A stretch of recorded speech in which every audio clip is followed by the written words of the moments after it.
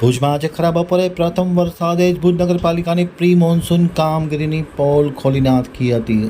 ભુજનો bus station વિસ્તાર, jubilee circle વિસ્તાર, GB circle, hospital road, Vaniyawad અને મંગલમ 4 રસ્તા થયા પાણી.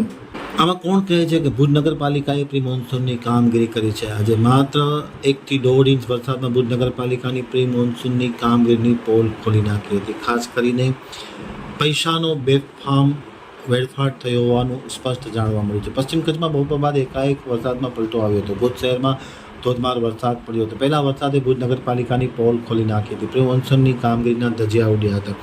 પ્રથમ વરસાદમાં ભુજના બસ સ્ટેશન વિસ્તારમાં પાણી ભરાયા હતા. ભુજના બસ સ્ટેશન વિસ્તારમાં ઘૂંટણસમાં પાણી ભરાયા હતા. બસ સ્ટેશન વિસ્તારમાં પાણી ભરાતા વાહન ચાલકો અને લોકોને ભારે હાલાકી પડી હતી. એ જ પ્રમાણે ભુજના જુબેલી સર્કલમાં પણ ભારે પાણી ભરાયા હતા.